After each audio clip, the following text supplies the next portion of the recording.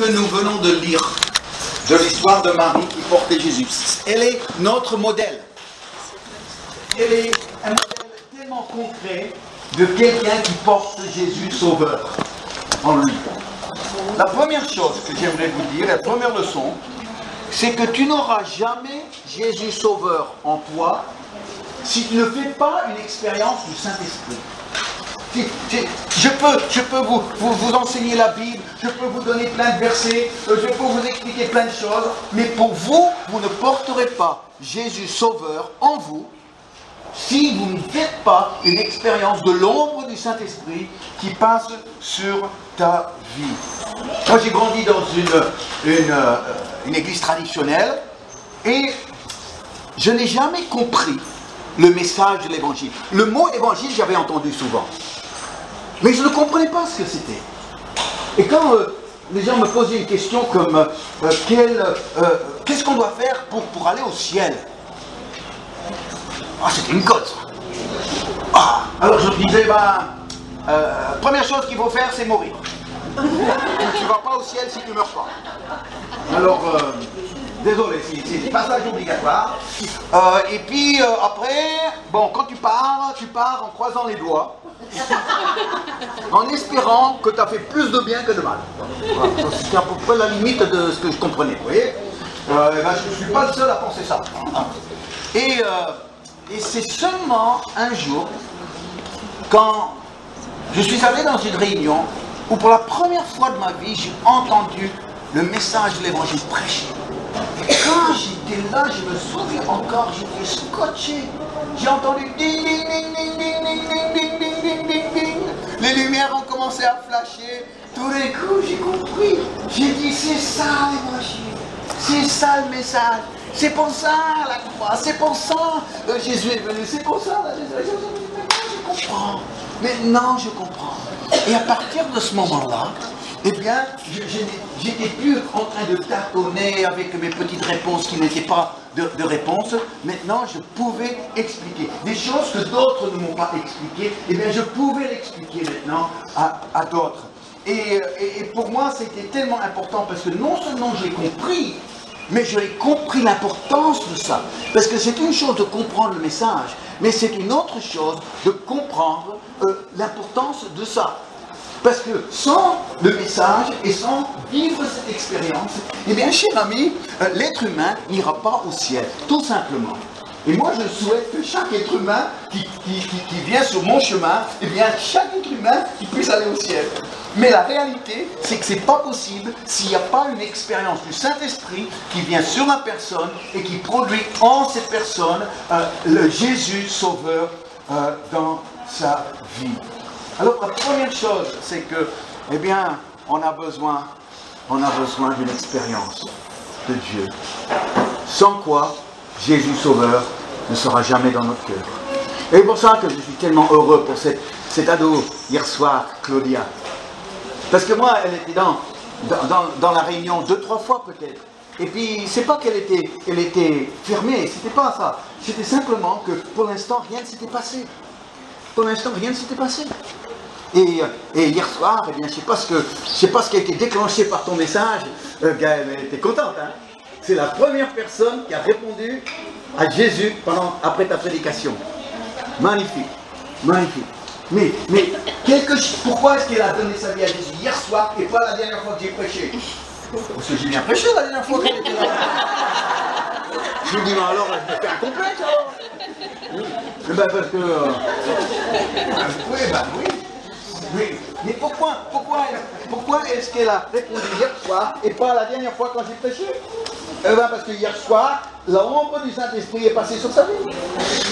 Et quand l'ombre du Saint-Esprit passe sur sa vie, eh bien le cœur s'ouvre, on reçoit Jésus Sauveur, et puis la vie change. Et puis il y a maman qui est contente, mais il y a Méline qui est contente. Hein. C'est la première personne que tu as gagnée au Seigneur, parce que c'est toi qui l'as gagnée au Seigneur. Méline, c'est toi. C'est une des tiennes. Et oui, tu ne vas pas l'oublier. Alors, première leçon. Et s'il y a quelqu'un ici aujourd'hui, et pour l'instant vous n'avez pas en vous Jésus Sauveur, eh bien moi ma prière, si j'avais un bouton à presser pour le déclencher, je le presserais, mais je ne trouve pas le bouton. Je ne trouve pas le bouton. Tout ce que je peux espérer, c'est que quelque part, par sa grâce et sa miséricorde, eh bien l'ombre du Saint-Esprit va passer sur toi ce matin, et puis tu auras le désir en toi de dire, moi je veux ça pour ma vie. Moi je veux comprendre ça. Moi je ne veux plus vivre un seul jour sans que je vive cette réalité que ces personnes, eux, vivent manifestement. Ça c'est la première chose. La deuxième chose qu'on va tirer de la leçon de Marie enceinte, de Jésus Sauveur, c'est qu'elle commençait à expérimenter des changements dans son corps. Alors, changements physiques, évidemment, mais changements aussi émotionnels, n'est-ce pas? Toutes les mamans peuvent témoigner, le changement, c'est pas seulement physique. Le changement aussi émotionnel. Une des 7 merveilles du monde, ce sont les envies d'une femme enceinte. Ce sont les envies d'une femme enceinte. Alors je ne vais pas vous demander de me dire les envies que vous avez eues, mesdames, quand vous étiez enceinte, mais vous savez que c'est un sujet qui est très recherché, et les dames, les médecins, eh bien, ils ont longuement étudié les envies d'une femme enceinte. Et puis vous savez, le top des tops, celui qui revient le plus souvent pour une femme enceinte, ce sont les cornichons et la glace vanille. Oui, mélangez. Oui, mélangez. Cornichons et la glace vanille. Et en numéro 2, c'est les biscuits salés et le chocolat. Vous voyez? Ah oui, non mais... Et alors comment est-ce qu'ils expliquent ça? Eh bien, les médecins disent que c'est dû à un changement hormonal. Un changement hormonal. Un changement qui fait que il y a des choses qui changent en toi. Il y a des réactions que tu n'avais pas avant. Et pourquoi ces changements hormonaux? À qui la faute? À qui la faute? Le bébé. C'est le bébé. Et je peux vous dire aujourd'hui que si vous recevez Jésus Sauveur dans votre cœur, eh bien il y aura des changements hormonaux, spirituels en toi. Tu vas changer émotionnellement, tu vas même changer physiquement, certainement. Tu auras une meilleure tête.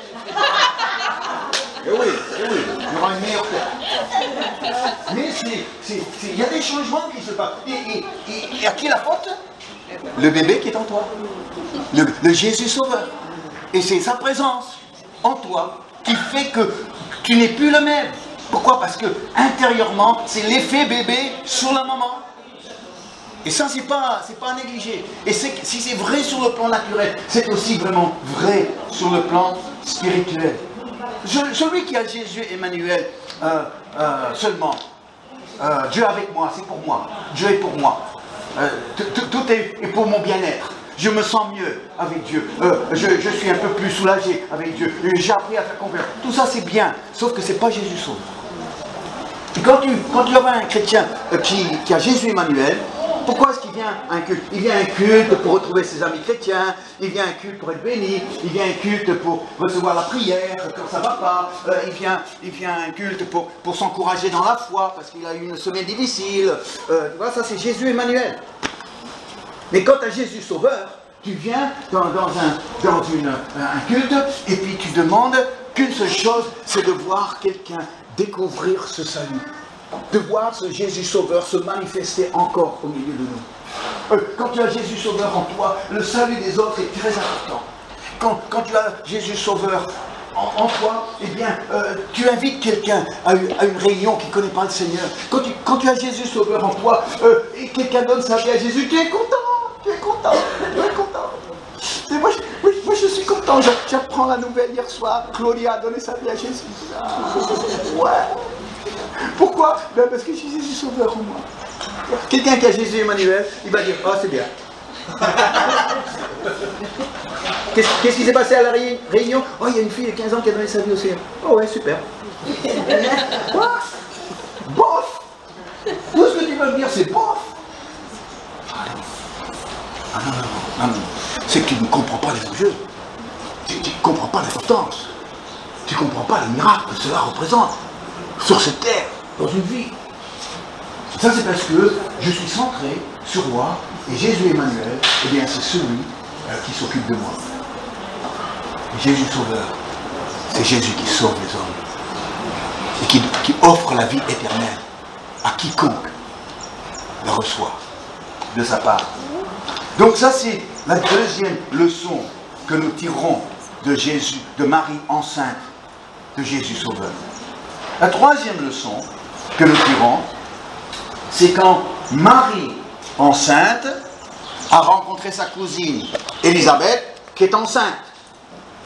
Quand une femme enceinte rencontre une autre femme enceinte, elle parle de quoi? Pas la nouvelle Renault. Non. Non, non. Non. Elle parle bébé.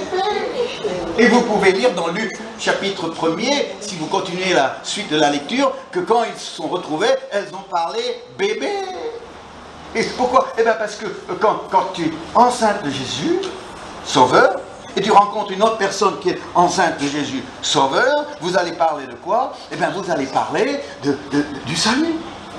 De votre salut, du salut de l'autre.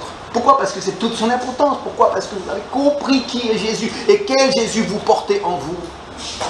Moi, j'étais dans une pastorale en Australie, et bon, il y en a des bonnes et des moins bonnes. Hein.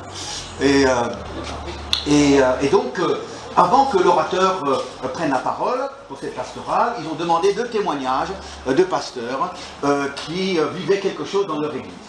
Donc le premier, c'est un monsieur qui se lève avec des photos à l'appui pour projeter sur l'écran, et il nous a parlé, il était très enthousiaste par rapport à son nouvel espace café. Alors il nous a montré des photos de son nouvel espace café. Ça c'est une table, et puis autour de la table on met des chaises, et puis on s'est acheté une nouvelle armoire, petite armoire, un buffet où on a placé la nouvelle machine à café. Regarde la nouvelle machine à café. Et nous on était là. Qu'est-ce qu'ils nous ont avec ça? J'ai dit, nous, franchement, c'était pas très intéressant. Hein, ça, son espace café, il n'y avait que lui qui était enflammé par rapport à ça. J'ai dit, mais pourquoi il nous raconte ça? C'est vraiment pas intéressant. Alors, après qu'il avait fini avec toutes ces photos des tables et des chaises, eh ben, il s'est assis. Et la deuxième personne, c'était une pasteur, mais une petite dame, qui était jeune, dynamique, une bombe.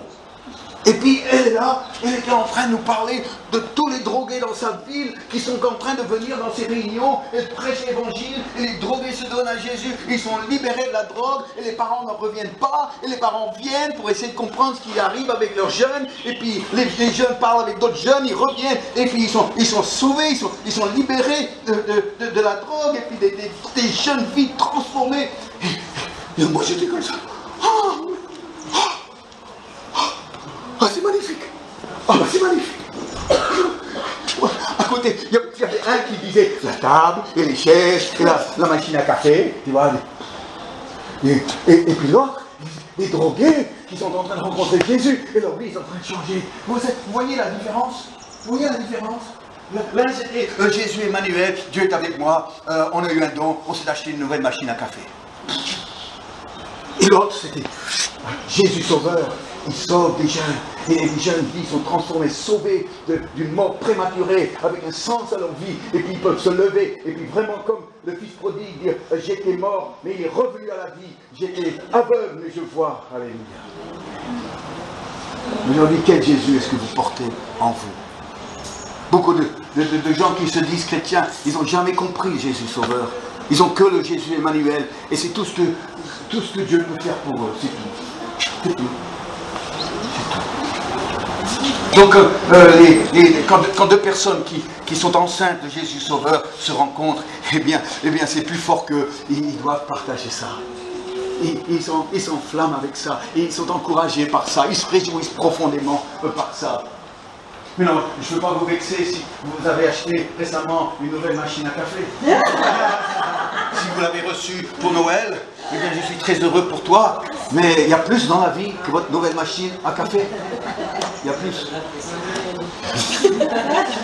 Votre machine à café, vous ne l'emporterez pas au ciel avec vous. Il y en aura une autre qui vous attend là-haut.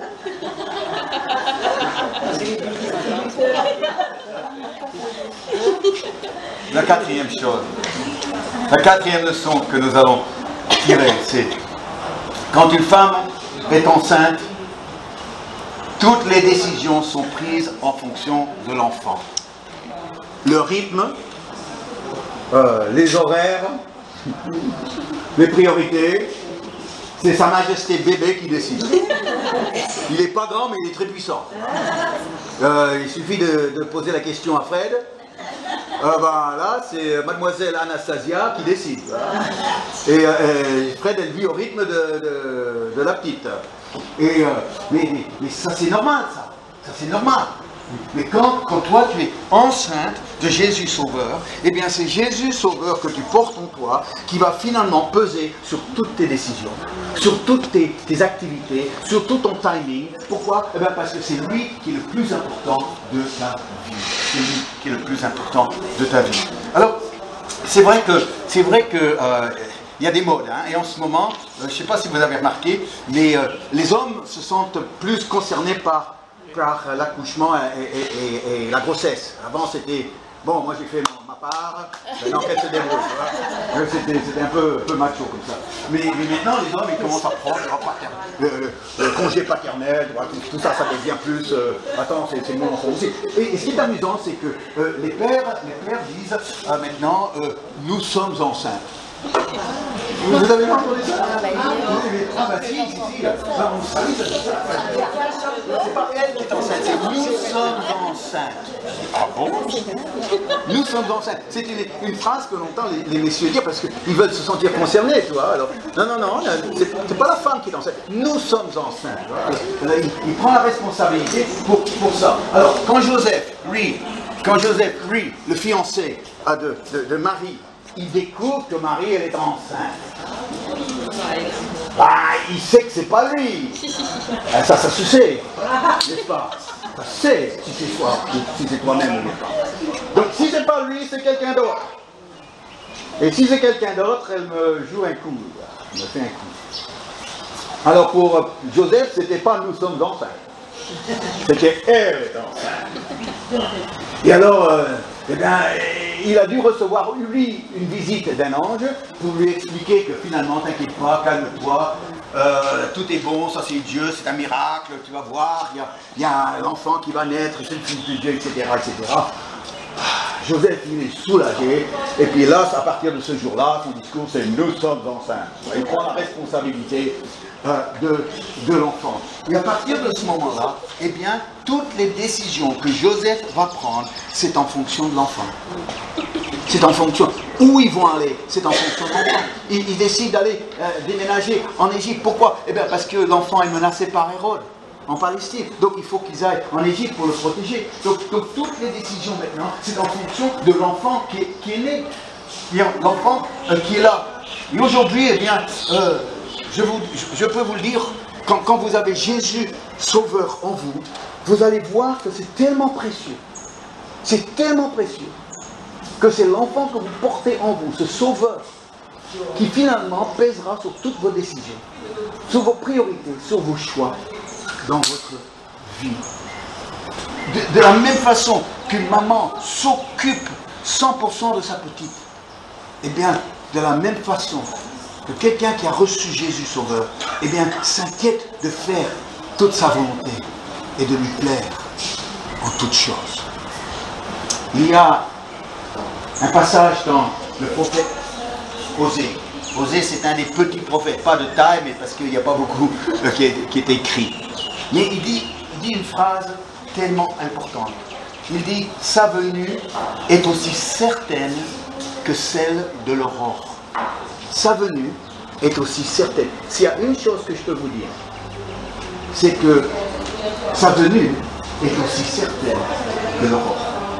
Ça veut dire qu'aujourd'hui, je suis convaincu qu'en ce moment même, dans notre île, que le Père est en train d'attirer des personnes à Jésus. Que le Père, que Jésus est en train d'attirer des personnes à lui-même. Je ne sais pas qui, je ne sais pas comment, je le découvre dimanche après dimanche, je le découvre en semaine, je suis toujours étonné de la personne suivante qui va donner sa vie à Jésus. C'est pas quelque chose qu'on peut programmer, c'est quelque chose qu'on découvre, c'est quelque chose qu'on reçoit, ça ne m'appartient pas, ça appartient à celui qui attire, ça appartient au Sauveur. J'ai le Sauveur en moi. Et parce que j'ai le Sauveur en moi, j'ai cette certitude qu'il viendra comme Sauveur, comme l'aurore. L'aurore, la certitude, c'est une chose certaine, certaine. Ça, c'est la foi. J'ai la certitude, j'ai la foi. J'ai la foi que quelqu'un va découvrir Jésus. En 2018, j'ai la foi.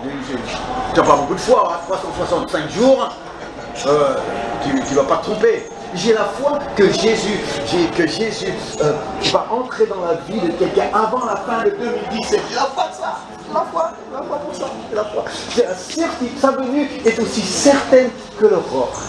Mais l'aurore, est-ce que ça vient une fois par mois, l'aurore? Est-ce que ça vient une fois par an, l'aurore? L'aurore, ça vient combien de fois par semaine, l'aurore? Combien de fois par semaine, l'aurore? 7 fois. Il y a 7 jours, donc il y a 7 aurores. Ça veut dire que c'est du quotidien. Sa venue est aussi certaine que le quotidien. Ça veut dire que je peux, moi, m'attendre à sa venue aujourd'hui, ici, même. Ça veut dire que je ne dois pas attendre 2018, je ne dois pas attendre la semaine prochaine, je ne dois pas attendre la prochaine réunion. Je peux, avec confiance, savoir que Dieu est à l'œuvre, le Saint-Esprit est en train de jeter son ombre sur quelqu'un, que le cœur est en train d'être touché par un Dieu qui attire, qui ne s'impose pas aujourd'hui, heureusement, il ne s'impose pas, mais qui attire. Et pourquoi pas même ce matin, ici, dans ce lieu. C'est tellement important pour moi que tu sois sauvé. C'est tellement important pour moi. Moi, quand j'avais pas compris ça, ça n'avait aucune importance pour moi. Mais le jour où j'ai compris le message, le jour où j'ai compris l'importance, le jour quand j'ai compris que Dieu fait grâce à une personne et lui donne accès au ciel, et bien tout d'un coup, ça a pris toute son importance. C'est devenu la chose la plus importante. Et j'ai consacré toute ma vie à aider les personnes à découvrir et recevoir Jésus Sauveur. Vous allez dire, mais il est un peu fanatique, Vincent. Il est un peu excessif, Vincent. Ben oui, mais je suis un passionné. J'ai compris quelque chose qu'on ne m'avait pas aidé à comprendre au début. Quand j'ai compris, eh bien, cette vie a pris toute son importance. J'ai parlé avec une dame de 86 ans au téléphone. J'étais son pasteur à Paris. Une dame d'une consécration remarquable pour le Seigneur. Et on se parlait au téléphone, et puis elle a dit, mais qu'est-ce qu'on aurait fait de notre vie si on n'avait pas connu Jésus? Qu'est-ce qu'on aurait fait de notre vie si on n'avait pas connu Jésus? Vous savez ce qu'on fait de notre vie quand on ne connaît pas Jésus? Eh bien, on mange, on dort, on travaille, on s'amuse. Manger, dormir, travailler, s'amuser. Manger, dormir, travailler, s'amuser. Voilà la vie. Mais quand tu reçois Jésus Sauveur, tous les côtés projetés pour la véritable raison que tu es sur la terre. Que tu comprends que la terre n'est qu'un sas pour toute l'éternité. C'est une salle d'attente, mais ce qui se passe dans la salle d'attente est très important pour accéder à la suite des choses. Je me souviens à Paris, pasteur à Paris, là, dans le sud. Moi, j'aime pas aller trop longtemps sans voir quelqu'un donner sa vie à Jésus. Et un dimanche, je me souviens, j'ai prêché, et puis j'ai lancé un appel. Et à la fin, bon, il y avait personne qui a donné sa vie au Seigneur. Bon, j'accepte. J'étais un peu déçu quand même. Je suis rentré à la maison. Mais j'ai dit, il y a toujours la semaine prochaine. La semaine d'après, je suis allé, j'ai prêché de tout mon cœur. Mais personne n'a donné sa vie à Jésus. 2 semaines de suite. Il y a toujours la semaine prochaine. Moi, je suis allé à la 3e semaine. J'ai prêché de tout mon cœur. Personne n'a donné sa vie à Jésus. Je dis, Dieu, est-ce que tu es en train de me tester là? Est-ce que tu es en train de voir si j'ai vraiment envie de voir Jésus Sauveur?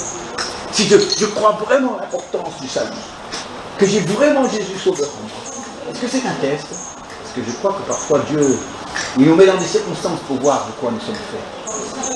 Et donc la 4e semaine, cette fois-ci, ce sera bon, cette fois-ci. Ça fait 3 semaines, il ne va pas me faire tenir encore une semaine. Je vais au culte, je prêche de tout mon cœur, je fais l'appel. Il y avait des personnes nouvelles qui étaient là. Personne donne sa vie à Jésus. Dans la maison, ça fait 4 semaines, c'est pas possible, qu'est-ce qui se passe?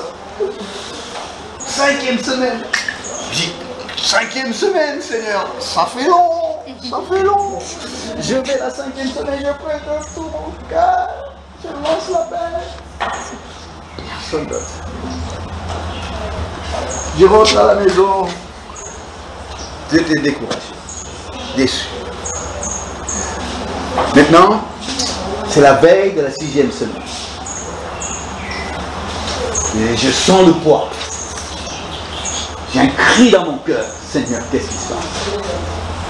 Le samedi soir, je me mets dans mon bureau, je ferme la porte, je suis dans la prière. Je me suis allongé sur la moquette. Le nez dans la moquette. Et j'ai crié, j'ai dit, Seigneur, qu'est-ce qui se passe? J'ai en moi Jésus Sauveur. C'est toi qui veux que tous les hommes soient sauvés. Seigneur, ton amour, ton pardon, c'est pour tout le monde. Et aujourd'hui, il y a comme, je ne sais pas, une résistance ou quelque chose. Et que ces hommes et femmes qui sont faits pour toi, il n'y a pas cette ombre qui passe sur leur vie. Et j'ai crié vers Dieu. Je dis, Seigneur, entends mon cri ce soir. Le lendemain, je suis allé au culte. J'avais le cœur lourd. Pas souvent, je vais dans un culte avec un cœur lourd. Mais ce jour-là, j'avais un cœur lourd. Et avant le culte, eh bien, on avait une réunion de prière. Dans une des salles, on était en cercle, il y avait peut-être une vingtaine de personnes. Et donc, je me suis joint à eux, puis on était en train de prier pour le culte. Quand j'ouvre les yeux, et je vois un jeune homme qui était là, que je ne connaissais pas. Et quand je l'ai vu là, je dis, ah, je ne connais pas celui-là. Et puis à la fin de la réunion de prière, je suis allé le voir. Et j'ai dit, alors tu t'appelles comment? Et puis il m'a dit, je m'appelle Philippe. Et je dis, Philippe, c'est la première fois que tu viens? Il dit, oui, c'est la première fois. Et j'ai dit, tu viens d'une autre église peut-être? Il dit, non, je ne viens pas d'une autre église. Je dis, tu viens pas d'une autre église? Mais tu es chrétien. Hein. Et il me dit, non, pas vraiment. Je dis, mais comment tu as atterri dans notre réunion de prière? Il m'a dit, il y a un copain qui m'a invité ce matin, mais il ne m'a pas dit l'heure. Donc je suis arrivé, puis je vous ai vu tout cela, j'ai dit ça doit être ça. Donc je me suis joint à vous. J'ai dit ah, j'ai dit ça c'est bon, ça c'est bon. J'ai dit ça c'est un coup, il y a un coup qui se prépare. Et puis ce matin-là, j'ai prêché de tout mon cœur. Et j'ai fait l'appel. Et quand j'ai fait l'appel, Philippe a levé sa main. Et il s'est avancé pour donner sa vie à Jésus. Je l'ai pris dans mes bras pour le conduire dans la prière. J'ai levé les yeux.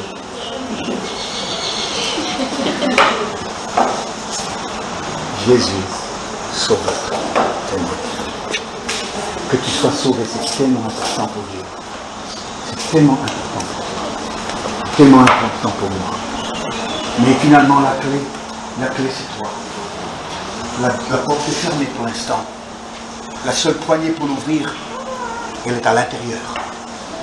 Et si aujourd'hui tu ouvres la porte, toi, à Jésus qui frappe, eh bien il peut entrer. Et toi tu recevras Jésus Sauveur. Et tu ne seras jamais plus pareil. Tu ne seras jamais plus la même personne. Alors c'est Noël. Et aujourd'hui, eh bien, oui, Dieu est Emmanuel, Jésus avec toi, Dieu avec toi. Mais il y a encore plus important. Jésus Sauveur dans ta vie. Alors je vais demander à tout le monde juste de fermer les yeux quelques instants.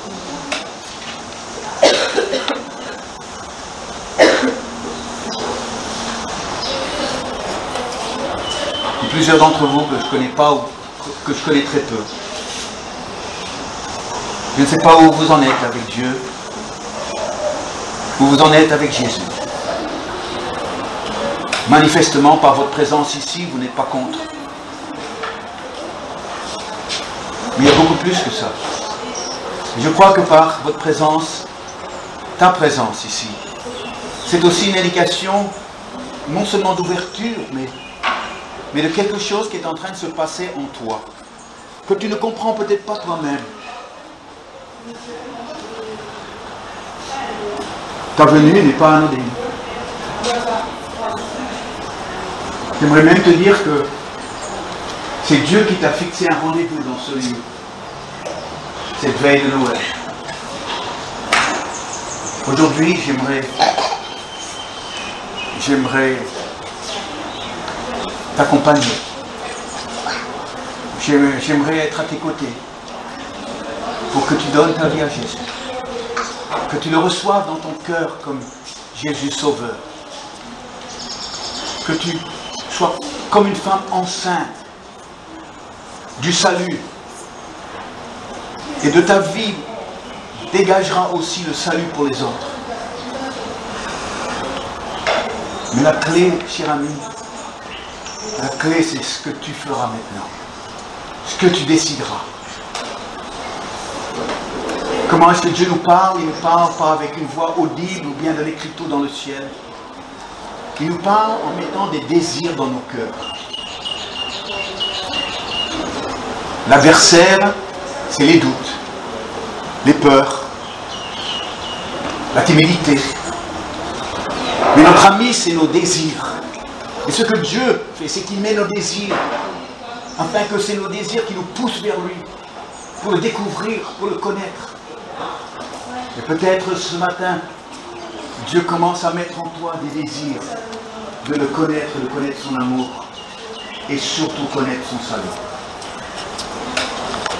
Alors ce matin, avec nos yeux fermés, dans la réflexion, dans le recueillement, j'aimerais demander, est-ce qu'il y a quelqu'un qui voudrait ce matin recevoir Jésus Sauveur dans sa vie? Qui voudrait être enceinte comme Marie l'était de Jésus Sauveur, afin que tu portes Jésus en toi et que de ta vie dégage, comme un accouchement, eh bien dégage ce salut pour l'être humain. Aujourd'hui, tu peux lui laisser toute ta place dans ta vie. C'est lui qui te conduira, c'est lui qui te guidera, c'est lui qui te transformera, qui te donnera le sens de l'éternité et une compréhension de la vie tout autre que ce que tu as aujourd'hui. Est-ce qu'il y a quelqu'un ici qui voudrait donner sa vie à Jésus, qui voudrait le recevoir? Eh bien, si c'est le cas, j'aimerais prier avec toi. Et alors, je te demanderai, comme je l'ai demandé ce jour-là, quand Philippe a donné sa vie à Jésus, eh bien, je te demanderai là, à ta place, juste de lever la main. Je la verrai, en voyant ta main, eh bien, je vais pouvoir prier avec toi. C'est quelque chose de personnel. Je l'ai fait pour ma vie. Je ne peux pas le faire pour toi, mais je peux le faire avec toi. Et si tu as ce désir dans ton cœur, si tu as compris le message,